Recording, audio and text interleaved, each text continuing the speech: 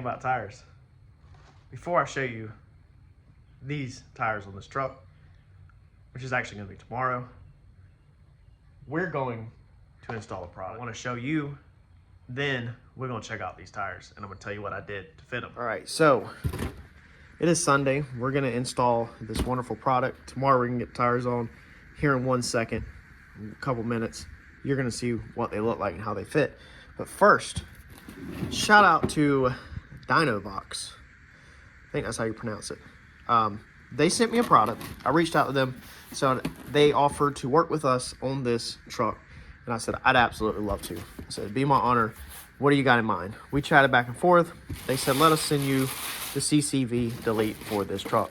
Now, as you already know, if you have watched all of my videos on this channel, I have a very good DIY video for installing the CCV delete. So I'm going to link that in the description, and I'm also going to link where you can get this kit from in the description, because on my original video, people were asking where you get this kit from, and I said that it was just an eBay knockoff kit on my last one, not my silver one, my last one, and I didn't have a company to recommend people to. So this is what we're going to use. This is what we're going to install today. I'm going to show you the kit. I'm going to show you it installed on the truck, and then you can order this kit yourself and get your 250, 350, 450, 550, whatever has a 6.7 in it, diesel, and you can get it right where you can stop trashing your freaking intake and your turbo and everything else. This truck is not tuned or deleted right now. It still has every freaking thing on it. It is bone stock. EGR is on it. Everything is on it. So we're going to be doing a couple upgrades, and then we are going to probably accidentally lose a couple parts off of this truck. First thing we're going to do is the CCV delete, because we already have it, and we're going to knock it out today. So let's open up this box. Let's see what they sent us. So here is some products that this company offers. You can check out their websites for all this different stuff if you are interested in anything. Looks like they're definitely 100% about all their exhaust functions. And for us, we are just interested in the CCV. So this looks like some of the same stuff that we're familiar with already on the channel from the race car. We're currently working on the race car, got it tore apart. But we have some AN fittings. I can already see right out the gate when we open the box. So that is really cool, because a lot of you guys, you know, are already going to be familiar with this stuff. So let's get everything laid out. So it looks like we're going to have our hose. This is going to go down underneath the vehicle. And then this is going to have a simple push lock fitting to go on the hose. Now on something like this, there's no pressure. It's literally air that goes through this. So this hose is extremely heavy duty and beyond what's actually needed. The company basically has went above and beyond what they needed to do, because it didn't need to be this high of quality of a line. Push lock fitting is just simply going to go on like that. You're just going to push it on. We're going to need this later, but I do know that that's obviously how it's going to go, so we can go ahead and push that on. That's done. It don't need a clamp. It doesn't need anything on it, because again, this is just going to be air and vapors coming out of this hose, nothing else. We'll figure out this kit together. Let's see here. This is nicer than the last kit I installed, actually. Wow. So this is a very nice piece right here. It has the little screen in the bottom of it, basically, so nothing can get in there. I'm assuming, I guess, we'll see how this bolts all together. But I'm assuming that, you know, keep stuff out of it. My last kit did not have nothing like that. That's extremely nice. But I know that, obviously, this O-ring, being it was with it, this O-ring is going to go in the bottom of this kit. So we're just going to push that in there, make sure it's seated good like that. So you're just going to have that pushed down in the bottom of there. We'll leave that off to the side. And then we are going to have, this looks just like a simple adapter piece. Again, you'll have two O-rings. Let's see if they are the same size. They are the same size. So if you're familiar with race cars, you're familiar with AN fittings. This is going to be an ORB to an AN. So this is let's see here, this is going to be a male ORB to a male AN. The ORB just stands, you know, as an O-ring end on this one. So we're going to go ahead and put our O-rings on both ends. Okay, I mean, this is literally the same stuff that I'm building that race car with. That is what this company sent us. I mean, this is This is definitely not just junk, you know, like some stuff. The last kit I installed on the black 450 on the channel, and I'm linking in the description, was literally the cheapest junk that you could get off eBay. This is not that. So we have another piece that's going here. Clearly, the O-ring is going to go in the bottom.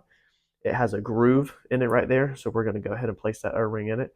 So it's nice how it doesn't come with instructions or nothing, but we're going to walk through that in this video. That's what we're going to do, is the basics of how everything's going to go with this kit, and then you can refer back to my other video that I took the detail to tell you all the tools, the tips, the tricks, and everything like that. I took the time on that one, and then I'll make sure you know how this kit goes.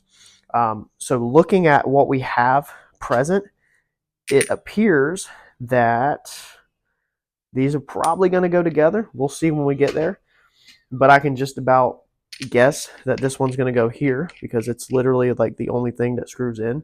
So we're just going to finger tight that until we confirm, but I'm pretty sure that's how that's going to go. Is your ORB is going to screw into that adapter. And then let's see here. You're going to have a block off. Again, same thing as the last. It comes with the O-ring. It's in the bag. It goes to this. Nice and simple, super easy. Not a big deal at all. Here is all your hardware and your zip ties.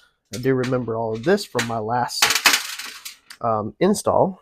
Let's see here. We have 4 bolts, 4 washers. So make sure you go ahead and take a moment, smash that subscribe button, because we do a ton on this channel, not just this little delete stuff, not just race cars. We do painting, salvages, rebuild. I show you how to get these trucks for cheap. I bought this truck with a totaled salvage title, way below cost.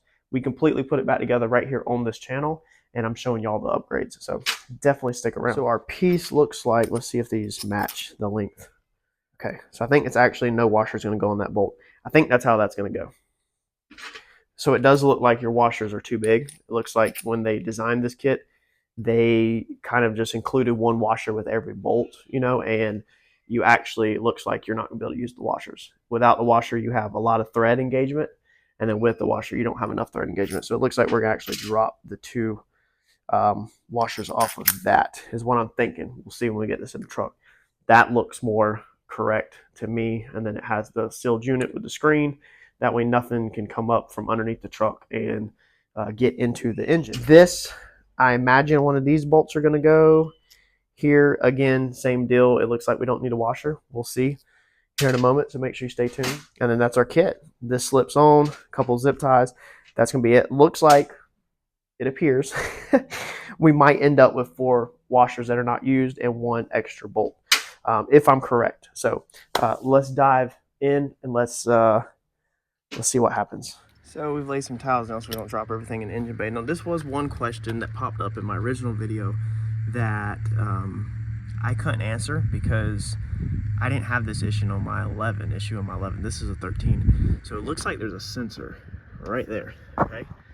All right, so some people were asking if when I unplugged, or if I unplugged it, and did I get a code or anything like that, and I had told them, you know, that I don't recall unplugging it. So what we're gonna try to do on this one is we're gonna try to get it over here and see if we can just leave that plugged in. Look, my other video is basically the same stuff, but instead of an 8, there's a 10 right there, okay? And then on this one, okay, there's no way around this, guys. That line is in the way, so you're gonna have to, that's an 8, or no, that's a 10 also, just like my other video. You're gonna have to forcefully put that socket on there after you get that little wire off that we talked about in another video, and you're gonna have to pry this line a little bit out the way.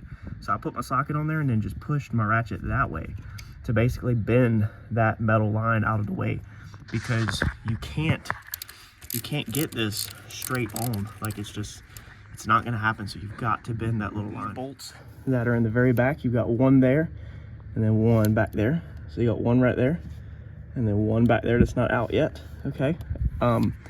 Them I got with just this little tiny extension and a 10mm on that, and then you're able to stick your hand back there like that, and I'm able to take my fingers and literally just turn them bolts out. So the only thing different between so far my 11, which is what the other video is on, and this 13, is that there's no 8s on this. Like I said in my other video, these bolts are all 10mm. Okay, so we got that one out.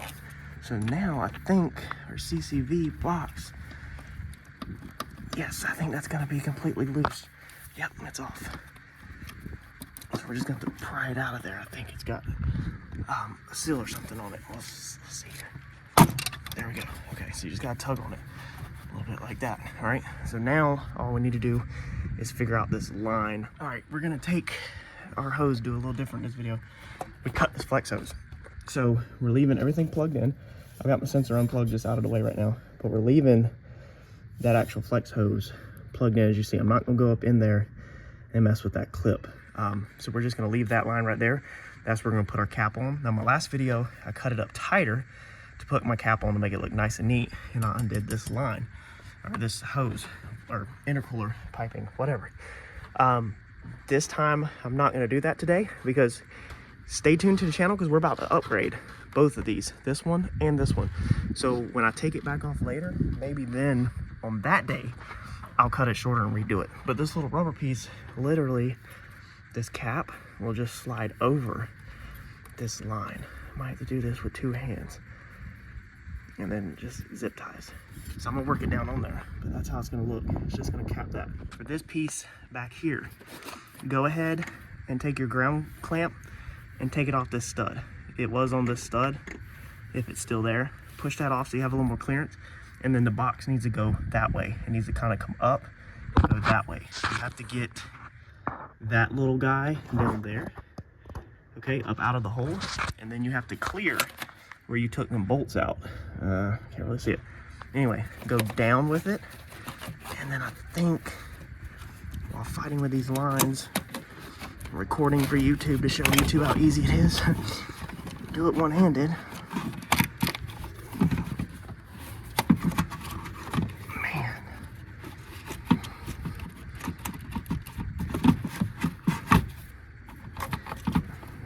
It would be easier with 2 hands.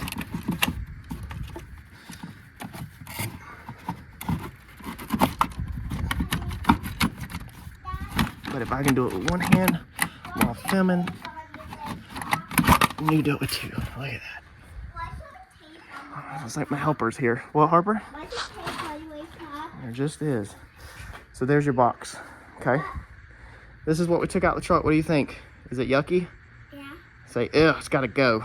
Ew, it has to go. All right. So, all right, we'll ride your bike 1 second. Let me finish this. So now, as you can see, we got our one piece that's gonna go on back there, and then our little cap that's gonna go right there. All right, had to take a bike break, help daughter ride her bike. So your socket size is gonna be a 5mm. So it's gonna be a 5mm Allen wrench. That's gonna be for the bolts. So let's go put this plug in. And the plug is gonna be where all that freaking motor oil is. Behind here. Look at that. Man. I don't know if it's supposed to be like that or not, but it is. And definitely would help if you put a little bit of motor oil on your O-ring before you put it in. And then just push it down in there and screw it in. For this, the T-handle actually fits a lot better than that socket because of that same line that we bit earlier. The 5mm that I had just so happened to be a little too fat. To put a good snug on it, T-handle fits amazing. Now we're gonna go for that back one. That back one, like I said, you're gonna use this piece.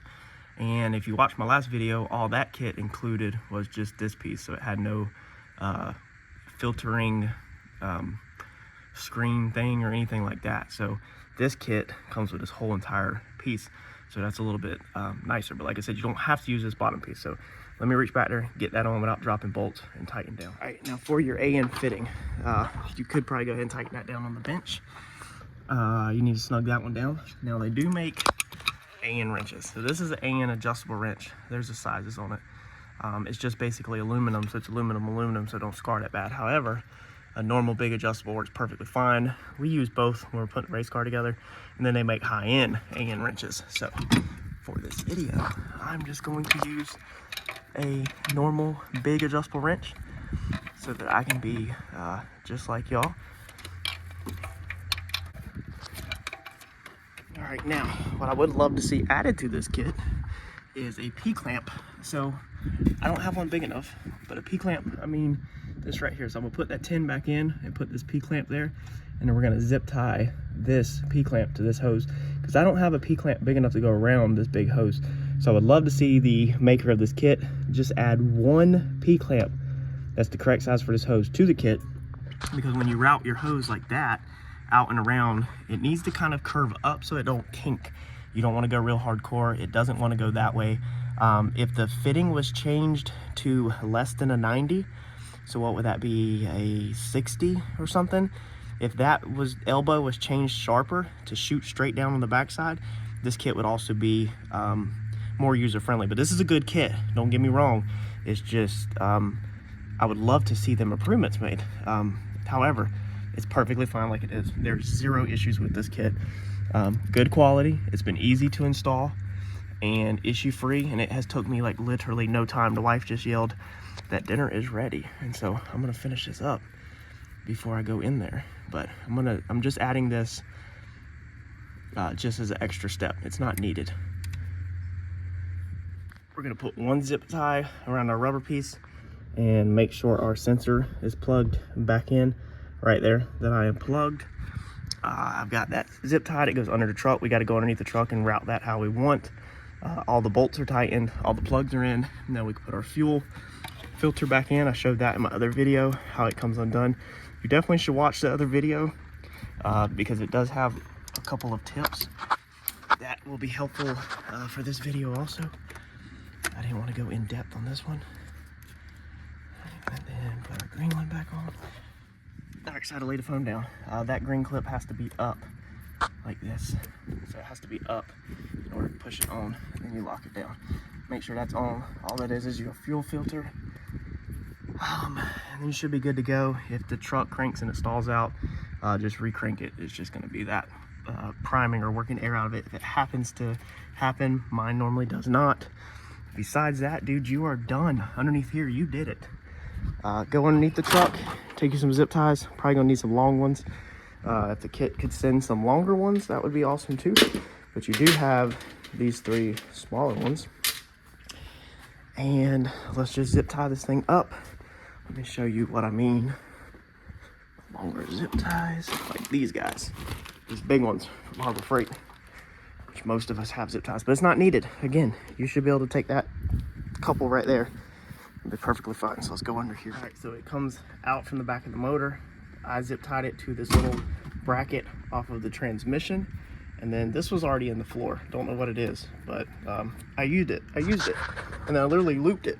So as you can see right there, it's looped back forward and zip tied to the control arm. Naturally, it wants to go back here, but there's a lot of wires there, drive shaft spinning here. If this thing leaks oil, I don't want it all over the wires and lines and just to make a nasty, nasty mess that's hard to clean up if you ever have to work in this area. So that's the reason why I wanted it up here near this control arm, because right here is just ground, so if it drips out. You also don't want to come down and then go back up, because if oil runs in there, okay, then it will puddle up in the lowest spot of the hose, and then air is not gonna be able to flow out. So you want this thing snaking from up top. You want it snaking down and keep dropping as it goes down the vehicle. You could just go straight down if you want and cut it short. You could literally go right there, which would probably be amazing, and literally zip tie it off your oil cooler. I don't think that gets too hot, you know, and you'd be good to go. You're gonna get a little bit of oil leakage right there. It's gonna run out. Make sure you don't care about your driveway or nothing. You'll have to clean all this up. This is just where we pulled it out and it was puddled up oil in there. But that's basically it. So that's it for this kit. Super easy to install. I just installed it in my driveway. This is an HOA community. If I can do it, you can do it. Very basic hand tools. I showed you what I did. Watch my other video just to make sure you're armed with everything that you need before you go out there. Set you a couple rags down so you're not getting tore up, laying all over stuff and you don't drop stuff. And that's it. This product, I'm gonna put the link again in the description. Everything you need is gonna be in the description. Go read the description, trust me. And A+ on this product. Dynovox, y'all nailed it. It's an excellent product. So I highly recommend this. This kit is better than the original one I used on this channel, and you can't go wrong with this kit. All right, so dude, what do y'all think about the tires? So we just picked this thing up, as you've seen in this video. We did the CCV delete. Super happy with how this thing rides. You know, you don't notice any difference no check engine lights, nothing like that, nothing crazy. But we got these bad boys put on, and I told y'all I would show you them. So they are 37-inch Ironmans. Let's see here, where's the size? So 37, 1250, 17s.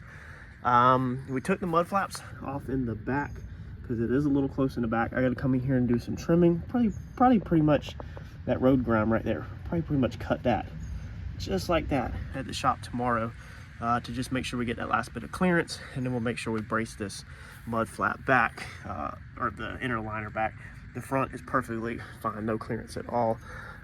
If there was a way to move the axle forward a little bit, we'd be freaking solid, but there's not. I picked this up today. It was hitting a little bit in the back right here, so to get it out of the tire shop, I took a saw and just cut through that. I think we're almost perfectly fine there. This needs to come off, and then we probably need to clean this cut up just a little, come across, square it up, pull the inner fender liner back a little in the back. I mean, I've been doing this crap for freaking a long time, man, a long time. You know, we need to make sure we get stuff like this zip tied back, because the tire, these lugs will rip your ABS wires out. So just the normal stuff that I do on every single truck that I lift. Yeah, as you have seen on the channel, that I have done quite a bit of these trucks. Every single truck I own just about lifted mud tires. 37s always, never 35s. 35s are just too small for my taste. I always get it up on a 37. So I think this thing turned out freaking phenomenal. You can see right there where it has already caught the inner fender liner. So that's what we're going to work on tomorrow, is all of our normal run-of-the-mill cutting, trimming, tucking, zip tying. We're gonna make some adjustments tomorrow and get this thing where we need it. Dude, this thing is freaking turning out sick. It doesn't stick out too far. We do have 2-inch spacers between them. So up inside there, right there between them is the 2-inch spacer, so that they don't touch. When you do deflate them down, that is gonna bulge it out just a little bit, so we gotta watch that too. But dude, this is perfect. Most everybody runs the 2-inch spacers between them. That allows it so you don't have to cut your lugs, your studs. If you run a 1-inch or 1.5 inch, which you could probably get away with, but then you're gonna have to come in here and cut your studs, because the length of the stud is about 2 inches, so it sits perfectly inside the spacer. So stay tuned. We got more upgrades to do on this engine, more sponsorships come on board. We're not 100% finished with this truck at all. Still got the airbag, front bumper to finish, but this thing is turning out amazing.